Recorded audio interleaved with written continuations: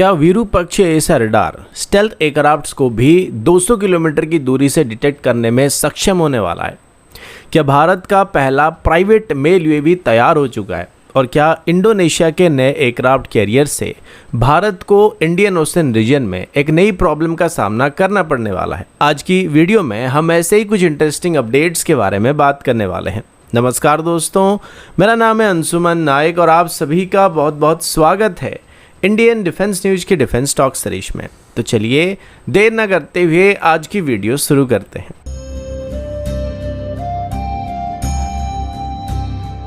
आज की पहली अपडेट भारत के इंडिजिनस मेल यूएवी प्रोग्राम की तरफ से है।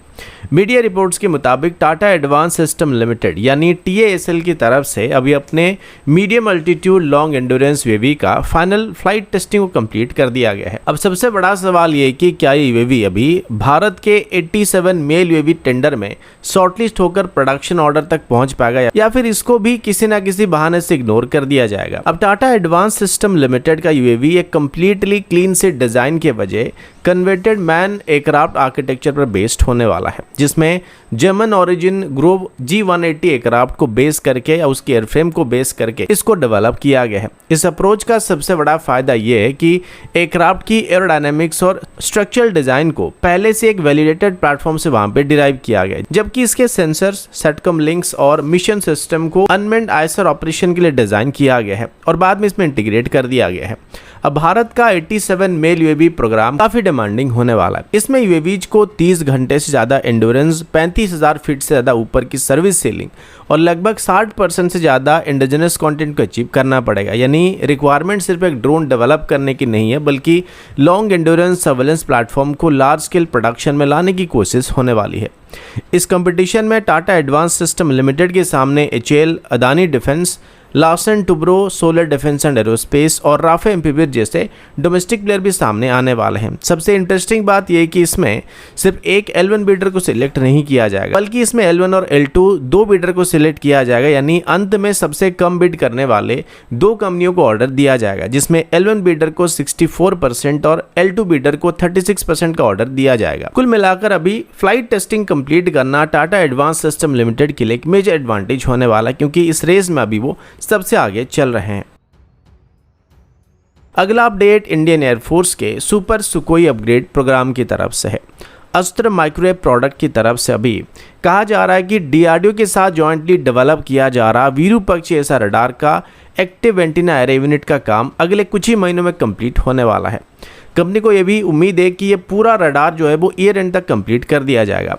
विरूपाक्ष रडार को DRDO के electronics and radar development establishment की तरफ से डेवलप किया गया है, जो कि Su-30 MKI में लगे पुराने रशियन ओरिजिन N011M बार्स की PSR रडार को रिप्लेस करने वाला है।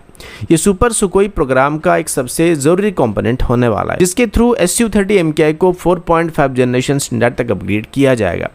अस्त्र माइक्रोवेव का कंट्रीब्यूशन रडार के एक्टिव एंटीना एरे यूनिट का है, जिसमें लगभग 2400 के आसपास गैलियम नाइट्रेट बेस्ड ट्रांसमिट और रिसीव मॉडल मौजूद होने वाले हैं।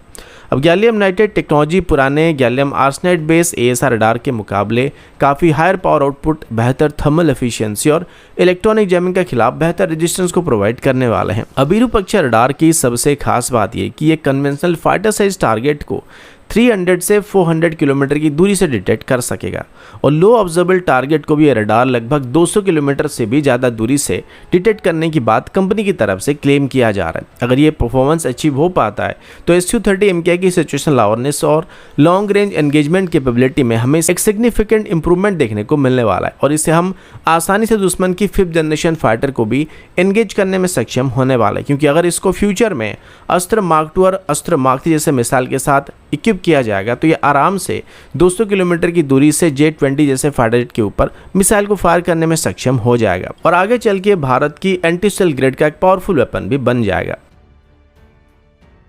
अगला अपडेट भारत के आकाश एयर डिफेंस सिस्टम की इंटरनेशनल परफॉर्मेंस की तरफ से है।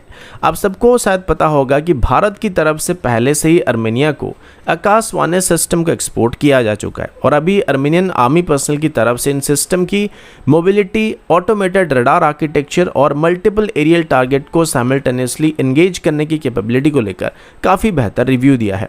यह अपडेट भारत के लिए इसलिए ज़रूरी है क्योंकि अर्मेनिया आकाश सिस्टम का पहला एक्सपोर्ट कस्टमर बना था और उनका अच्छा रिव्यू देने से आकाश वानेस की फ्यूचर ऑर्डर मिलना भारत के लिए काफ़ी आसान होने वाला है। अर्मेनियन आर्मी के एक आकाश वानेस यूनिट के कमांडर के मुताबिक ये एक modern highly mobile air defence system है जिसे डिफरेंट टेरेन और वेदर कंडीशन में भी रैपिडली डिप्लॉय किया जा सकता है। इसकी बैटरी में लॉन्चर, रडार, कमांड सिस्टम और सपोर्ट व्हीकल मौजूद होते हैं जो कि मिलिट्री फॉर्मेशन के साथ भी आराम से रिलोकेट किए जा सकते हैं। आकाश वानेस की सबसे इंपॉर्टेंट खास बात इसका ऑटोमेटेड नेटवर्क आर्किटेक्चर है। अर्मेनियन साइड के मुताबिक इसका रडार एक साथ डॉजन्स ऑफ एरियल टारगेट को डिटेक्ट और ट्रैक कर सकता है, जबकि मल्टीपल थ्रेट को साइमल्टेनियसली एंगेज भी कर सकता है। रिपोर्ट्स के मुताबिक अर्मेनिया ने टेस्टिंग के दौरान इसमें अप्रॉक्सीमेटली 60 टारगेट को ट्रैक किया था और 16 टारगेट को एंगेज किया था, जबकि अभी तक भारत में किए गए टेस्ट के दौरान इसको बस एक साथ 4 टारगेट को एंगेज करने के लिए टेस्ट किया गया था। इसके अलावा radar, command and control system और इसके लॉन्चर एक इंटीग्रेटेड आर्किटेक्चर के साथ काम करते हैं, जिससे ऑपरेटर को मैन्युअली हर इंडिविजुअल वेपन को कोऑर्डिनेट करने की जरूरत नहीं पड़ती है, जिस वजह से फायरिंग सोल्यूशन प्रोवाइड करना काफी आसान होता है, जिससे अर्मेनियन साइड काफी खुश नजर आ रही है। कुल मिलाकर अभी आकाश वानेस सिस्टम को लेकर अर्मेनिया की तरफ से मिल रही ऑपरेशनल फीडबैक भारत के डिफेंस एक्सपोर्ट प्रोग्राम के लिए काफी जरूरी होने वाला, जो कि हमारे डिफेंस एक्सपोर्ट को आगे चल के काफी मजबूत करने वाला है। अगला अपडेट इंडियन ओशन रीजन की तरफ से है। रिपोर्ट्स के मुताबिक इंडोनेशिया अभी अपना पहला एयरक्राफ्ट कैरियर को ऑपरेट करने की तैयारी कर रहा है। इसके लिए अभी इंडोनेशिया को इटली से फॉर्मर इटालियन नेवी की एयरक्राफ्ट कैरियर गुइसेपे गरिबाल्दी को ग्रांट के रूप में दिया जाने वाला है और लेटेस्ट शेड्यूल के मुताबिक ये कैरियर 20 सितंबर 2026 को इंडोनेशिया में जाके पहुंचने वाली है। अब गरिबाल्दी की बात करें तो ये एक मॉडर्न एयरक्राफ्ट कैरियर नहीं है, बल्कि एक 40 साल से ज़्यादा पुराना लाइट एयरक्राफ्ट कैरियर है और इंडोनेशिया को हैंडओवर होने से पहले इसमें एक्सटेंसिव रिफिट और मॉडिफिकेशन की जरूरत पड़ने वाली है। इंडोनेशिया इसको मेनली अभी हेलीकॉप्टर कैरियर के तौर पर और अनमेन्ड एयरक्राफ्ट कैरियर के तौर पर ऑपरेट करने वाली है, लेकिन भारत के लिए इंपॉर्टेंट बात इसका कैरियर होना नहीं है, बल्कि इसकी पोटेंशियल लोकेशन और रोल होने वाला है। इंडोनेशिया अभी इसको डिप्लॉय करने के लिए लैम्पुंग रीजन में इंफ्रास्ट्रक्चर को तैयार कर रहा है और ये एरिया सुंडा स्ट्रेट के आसपास पड़ता है। यहाँ से ऑपरेट करने वाला एविएशन प्लेटफॉर्म अंडमान सी और वाइडर इंडियन ओशन रीजन में इंडोनेशिया की मैरीटाइम प्रेजेंस को काफी हद तक इंक्रीज कर सकता है। सबसे इंटरेस्टिंग बात यहाँ पे इंडोनेशिया की बैरक्टर TB3 नेवल UCAV को इस कैरियर से ऑपरेट करने की पॉसिबिलिटी होने वाली है। अगर इंडोनेशिया अपने कैरियर को ड्रोन कैरियर के रूप में इफेक्टिवली डेवलप कर पाता है तो एक रिलेटिवली ओल्ड शिप भी लॉन्ग रेंज सर्वेलेंस और मैरीटाइम डोमेन अवेयरनेस के लिए काफी यूजफुल साबित हो सकता है। अब अभी के हालात में देखा जाए तो भारत और इंडोनेशिया के रिलेशन जनरली काफी स्ट्रांग है। डिफेंस कोऑपरेशन भी धीरे धीरे ग्रो कर रहा है, जिसमें इंडियन मिसाइल सिस्टम को इंडोनेशिया को एक्सपोर्ट करने की पॉसिबिलिटी एक्सप्लोर किया जा रहा है और इंडोनेशिया अभी ब्रह्मोस जैसे मिसाइल को एक्वायर करना चाहता है। इसलिए इंडोनेशियन एयरक्राफ्ट कैरियर को इमीडिएटली भारत के खिलाफ कोई थ्रेट के रूप में देखा नहीं जा सकता है, बल्कि इससे भारत से ज्यादा चाइना को प्रॉब्लम होने वाला है, क्योंकि अगर भारत और इंडोनेशिया साथ मिलकर इंडियन ओशन रीजन में पेट्रोल करते हैं और भारत के साथ इंडोनेशिया सुंडा स्ट्रेट के आसपास अपनी पकड़ को और मजबूत बना देता है तो चाइना के लिए इंडियन ओशन रीजन में ऑपरेट करना काफी मुश्किल बन जाएगा और खास करके किसी भी कॉन्फ्लिक्ट वाले सिचुएशन में चाइना के लिए इंडियन ओशन रीजन में आना ऑलमोस्ट इम्पॉसिबल बनने वाला है। लेकिन अंडमान और निकोबार आइलैंड के रिलेटिवली क्लोज मैरीटाइम अप्रोच में किसी भी नए एविएशन कैपेबल प्लेटफॉर्म की परमानेंट प्रेजेंस इंडियन नेवी के लिए थोड़ा सा प्रॉब्लम जरूर क्रिएट करने वाला है। अगला अपडेट इंडियन नेवी के next generation offshore patrol vessel program की तरफ से है।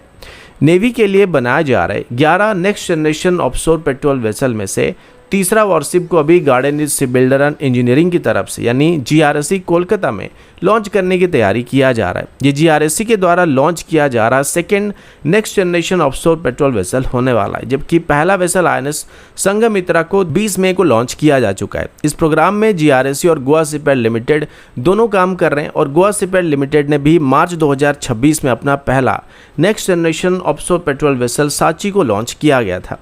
अब 3 शिप लॉन्च होने के बाद ये सारे आउटफिटिंग फेज में एंटर करने वाले और नेवी को इनकी डिलीवरी 2028 के आसपास शुरू होने की उम्मीद किया जा रहा है। Next generation offshore patrol vessel की सबसे इंपॉर्टेंट खास बात यह कि ये एग्जिस्टिंग ऑफशोर पेट्रोल वेसल के कंपैरिजन में ज़्यादा एडवांस होने वाले हैं। इनमें improve stealth feature, advance sensors और वेपन के साथ बेहतर एंडुरेंस भी मौजूद होने वाली है। ये warship approximately 113 meter long, 14.6 meter wide और अराउंड 3000 टन डिस्प्लेसमेंट वाले होने वाले हैं, जबकि इसका मैक्सिमम स्पीड लगभग 23 नॉट के आसपास होने वाली है। इनकी एंडुरेंस भी काफ़ी इंप्रेसिव होने वाली है और ये सिर्फ 14 नॉट की स्पीड पर लगभग 8500 नॉटिकल मील तक ऑपरेट कर सकते हैं, जो कि सिर्फ ओपन सी पेट्रोल ही नहीं बल्कि अराउंड 4 मीटर ड्राउट होने की वजह से ये रिलेटिवली सालों कोस्टल वाटर में भी ऑपरेट कर सकते हैं। अभी next generation offshore patrol vessel का डिप्लॉयमेंट रोल भी काफ़ी वाइडर होने वाला है। ये ऑफशोर पेट्रोल वेसल खास करके ऑफशोर एसेट की protection, maritime interdiction, anti piracy, counter infiltration और माइन वॉरफेयर मिशन के लिए भी इस्तेमाल किए जाने वाले हैं। इसके अलावा humanitarian assistance, disaster relief, search and rescue और नॉन कॉम्बैट इवैक्यूएशन ऑपरेशन में भी इनका इस्तेमाल किया जा सकता है। कुल मिलाकर next generation offshore patrol vessel program Indian navy को एक वर्सेटाइल और long endurance patrol fleet provide करने वाला है। और जैसे जैसे INS संघमित्रा, साचियो और बाकी शिप्स हमारे फ्लीट में एंटर करने वाले हैं, ये प्रोग्राम भारत के 200 वारशिप टारगेट को अचीव करने में एक और इम्पोर्टेंट रोल को प्ले करने वाला है। तो दोस्तों अभी के लिए इतना ही, मिलता हूँ आपसे अगले वीडियो में, तब तक के लिए जय हिंद, वंदे मातरम।